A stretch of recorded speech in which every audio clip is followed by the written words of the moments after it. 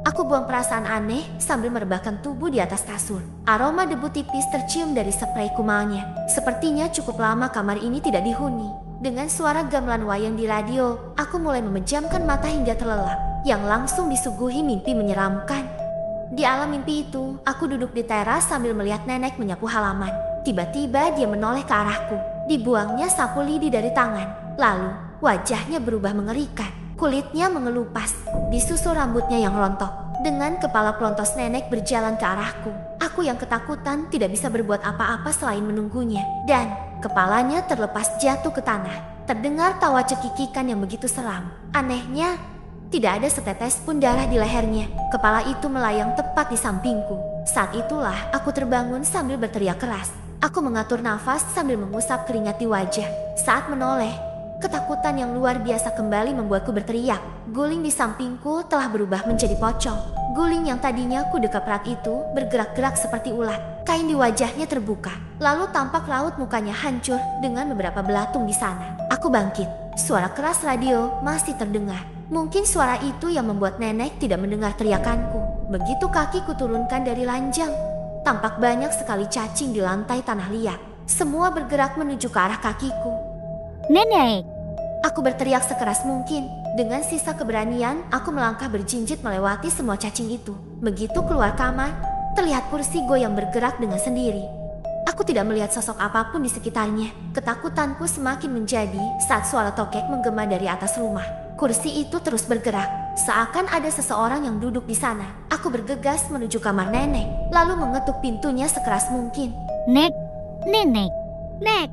Teriakku dengan panik. Aku celingukan di sana. Terlihat pocong itu melompat-lompat ke arahku. Suara tokek juga belum berhenti.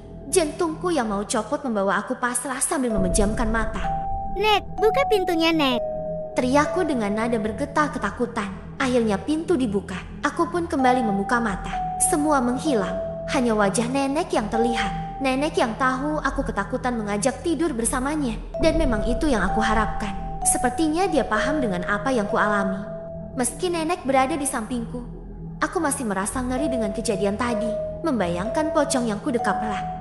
Besok aku pulang saja, daripada menjadi santapan demit di sini. Batinku, suara alunan gending Jawa dari radio membuatku sulit tidur. Ditambah lagi bau keringat nenek yang tercium seperti delingo bengklek. Aroma itu begitu kuat di hidungku. Aku mulai berpikir tentang mitos kematian jika mencium bau tersebut. Tapi aku tidak berpikir sejauh itu. Mungkin di sekitar rumah memang ada tanaman tersebut. Mataku terus terjaga. Sama sekali tidak bisa aku pejamkan. Juga tidak bisa melakukan apapun karena takut. Mendadak aku sangat kebelet pipis. Akhirnya aku membangunkan nenek, meminta padanya agar mengantar ke belakang.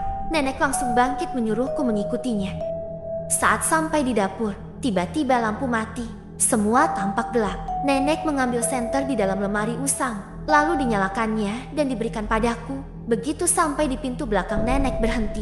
Sudah, kamu kalau ke sana, tidak usah khawatir. Saya lihatin dari sini. Yen, jangan lupa lihatlah ke dalam sumur.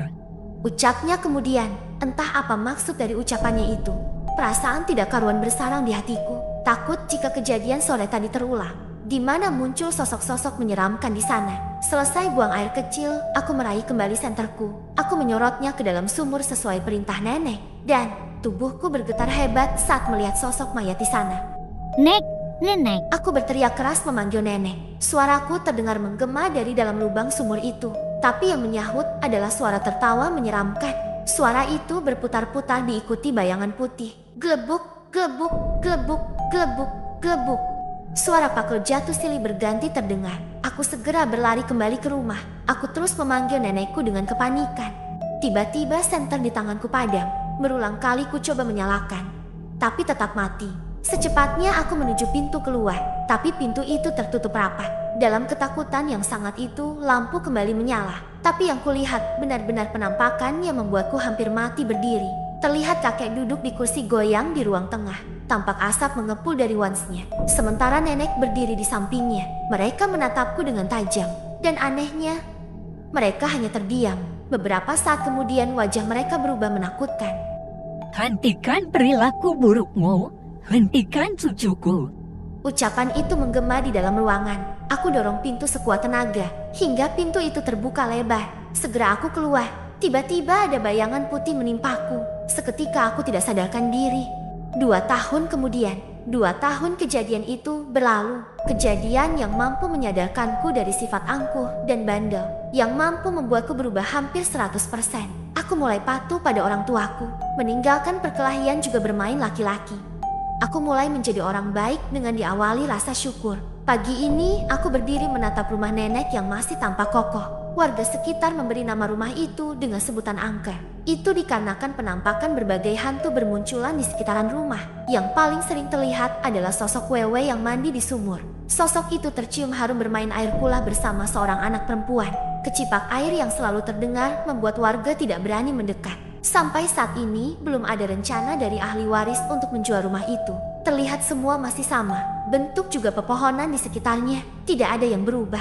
Aku tersenyum saat Pak Sakri melihat ke arahku. Lelaki tua itu menjadi tukang kebun di rumah tersebut. Dia bertugas menyalakan dan mematikan lampu, juga membersihkan rumah dan halaman di sekitarnya. Lelaki itu juga yang menemukan aku saat tidak sadarkan diri dulu. Ternyata mayat di dalam sumur adalah jasad nenek. Menurut penyelidikan pihak berwajib, kejadian tersebut adalah murni kecelakaan sekitar 2 hari sebelumnya. Sebab pastinya adalah nenek saat itu sedang tidak enak badan. Dia yang lemah tidak kuat menimba air lalu ketarik kecebur ke dalam sumur. Sementara para tetangga menganggap kalau nenek ikut salah seorang anaknya. Karena salah satu dari mereka seolah melihat paman menjemput nenek. Tentu hal itu membuatku bergidik ngeri. Sampai saat ini aku tidak bisa melupakan semua. Entah makhluk siapa yang menemaniku malam itu. Sosok yang beraroma delingo bengklek.